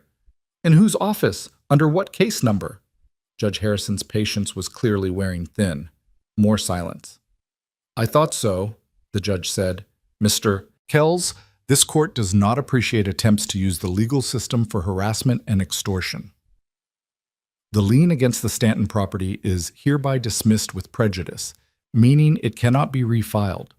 Furthermore, I'm referring this matter to the Territorial Attorney General's office for investigation into possible fraud and judicial corruption." She banged her gavel. "This hearing is concluded. Mr. and Mrs. Stanton, you're free to go. Mr. Kells, I suggest you consult with your attorney about your legal exposure going forward." Emma couldn't breathe. They'd won. Actually won. Cole stood, pulling her up with him, and she realized she was shaking. Cartwright was grinning broadly, gathering his papers. Across the room, Kells looked like he'd been punched, his face white with fury and fear. As they filed out of the courtroom, Kells intercepted them in the hallway. "This isn't over," he hissed. "I'll appeal. I'll find another way." "No, you won't," Cartwright said pleasantly.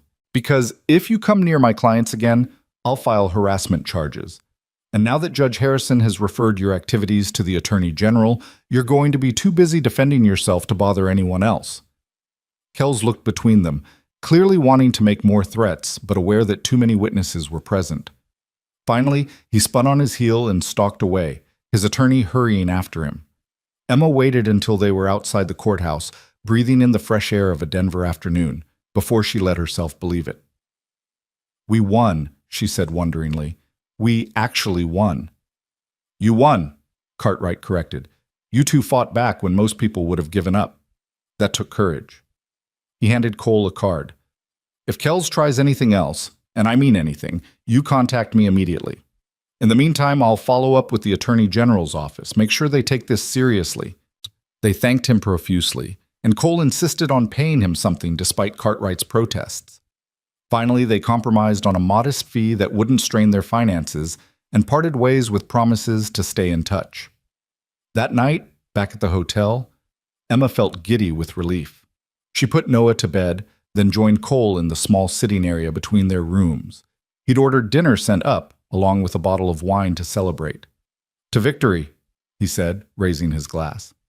"To partnership," Emma countered, clinking her glass against his. "We did this together."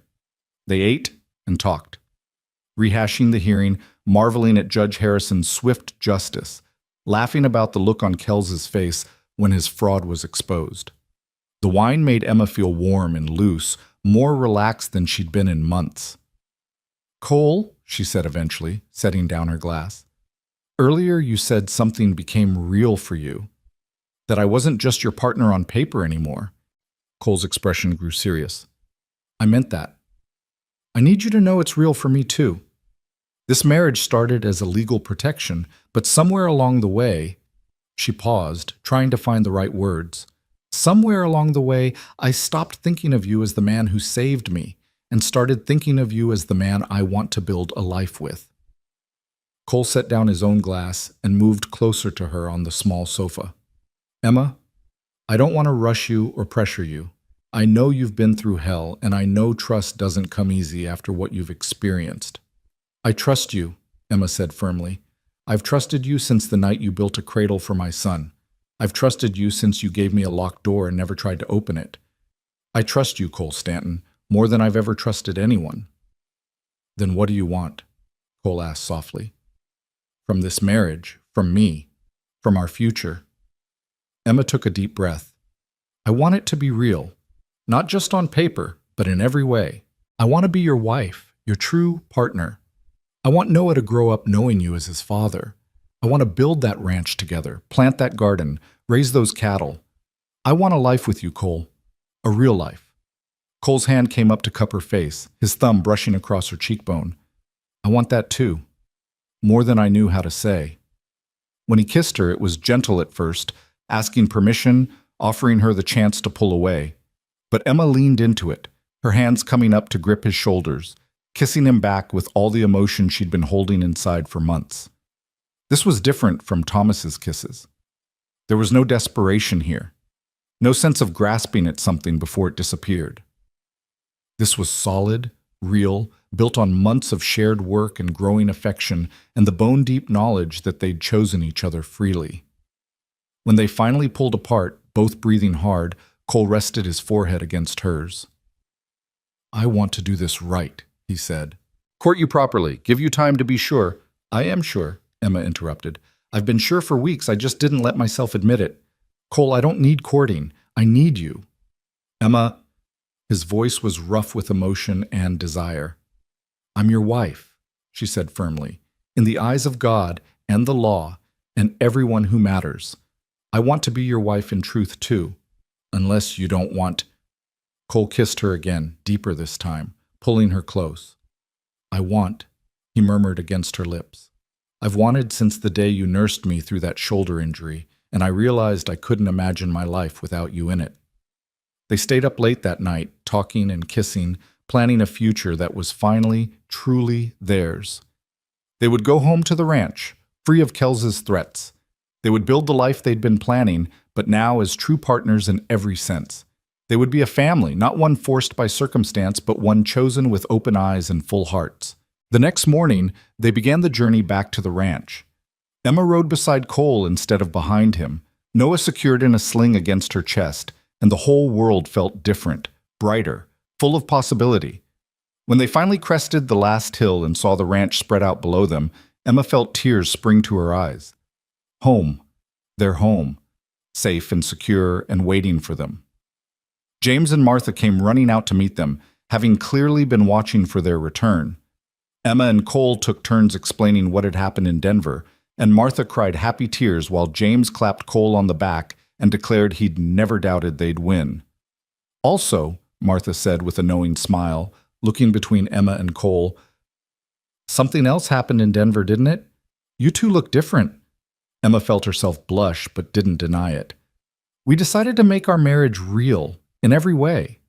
Martha's smile widened. "About time. I told James months ago that you two were perfect for each other. Just took you a while to figure it out yourselves." That night, after Martha and James had left and Noah was asleep in his cradle by the fire, Emma stood in the doorway of Cole's room, the room that would now be their room. "Are you sure?" Cole asked, though the hope in his eyes was unmistakable. "I've never been more sure of anything," Emma said, and stepped inside. Their first night as true husband and wife was everything Emma had hoped for, tender and passionate, built on months of trust and growing love. This was what marriage should be, she thought as she fell asleep in Cole's arms. Partnership and passion, respect and romance, all woven together into something stronger than either element alone. Summer ripened into autumn, and the ranch thrived. Emma's garden produced abundantly, more than enough for winter stores with surplus to sell in town. The herd they'd been able to purchase with their careful savings was small but healthy, showing promise for future growth. Noah took his first steps on ranch soil one sunny September afternoon, toddling between Emma and Cole with delighted squeals. Emma discovered she was pregnant in early October. She'd suspected for a few weeks but wanted to be certain before telling Cole. When she finally shared the news over dinner one evening, his face lit up with such pure joy that it took her breath away. "A baby," he said wonderingly, coming around the table to pull her into his arms. "Our baby." "Are you happy?" Emma asked, though she could see the answer in his eyes. Happy doesn't begin to cover it. "Emma, you've given me everything, a real home, a family, a reason to build something that matters. This baby is just more proof that we're building a real life together." "This time will be different," Emma said softly. "I won't be alone and scared. I'll have you." "You'll have me," Cole agreed, "every step of the way. I promise." The baby was born the following June, a healthy girl with dark hair like her father and Emma's green eyes. They named her Sarah, after the woman whose death had set Cole on the path that led to saving Emma. It felt right, honoring the past while celebrating the future. Martha and James became surrogate grandparents to both children, visiting often and providing the kind of family support Emma had never known. The ranch prospered as Cole and Emma worked side by side, their partnership deepening with each season. They expanded the herd, built a new barn, and eventually hired 2 ranch hands to help with the growing operation. Years later, Emma would stand on the porch of their ranch house, expanded now to accommodate their growing family, and watch Cole teaching Noah and Sarah to ride, their laughter carrying on the mountain breeze. She'd think about the auction block in Ridgeway, about standing there with no hope and no choices, about the moment Cole Stanton had burst through those doors and changed everything. She'd been sold with her baby, prepared for horror, bracing for the worst.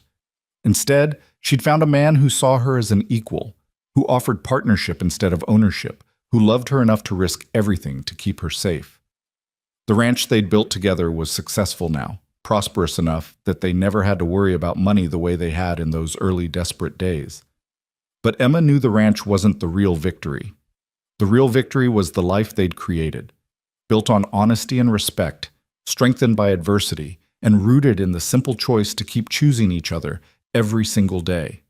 Noah grew up calling Cole Papa, with no memory of Thomas Rowland, the man whose debts had nearly destroyed them all. Sarah was pure joy, fearless and clever, with her father's determination and her mother's strength. 2 more children followed in the years after, twin boys who kept everyone running from dawn to dusk. Emma never forgot where she'd come from or what she'd survived. She made it her mission to help other women in desperate situations, working with Martha to establish a network that provided shelter and support to widows and displaced women throughout the territory. Cole supported her fully, often riding into town to rescue women from situations eerily similar to the auction that had brought Emma into his life. On their 10th anniversary, Cole surprised Emma with a gift, a wooden sign to hang over their ranch entrance. It read Stanton Family Ranch, Eston 1879, with a smaller inscription below, built on choice, not chance. "It's perfect," Emma said, tears streaming down her face as she read it. "Because that's what we are. Not an accident or a desperate measure, but a choice we keep making." Cole pulled her close, and they stood together watching the sunset paint the mountains in shades of gold and rose, the same colors that had blessed the sky on their wedding night all those years ago. Their story had started with an auction block and a fortune paid to save a stranger. It had grown through partnership and trust, survived fraud and legal battles, and blossomed into a love neither had expected but both had fought to keep. Emma had been sold with her baby, bracing for horror. Instead, she'd found a man who said, "I'll be father and husband both," and meant it with every fiber of his being. She'd found a partner who saw her strength when she felt weakest, who gave her choices when the world offered her none, who loved her not in spite of her past, but because of everything she'd survived to become. The ranch stretched out before them in the fading light, the home they'd built, the life they'd chosen, the family they'd created. It was real and solid, and theirs, built on the foundation of two broken people who'd found wholeness in each other. And in the end, that was the greatest victory of all. Not the legal battles won or the ranch that prospered, but the simple, profound truth that they'd chosen each other freely, loved each other completely, and built a life that was exactly what both of them needed. Emma Stanton stood on her porch holding her husband's hand, surrounded by the laughter of children and the promise of tomorrow, and knew with absolute certainty that she was finally, truly home.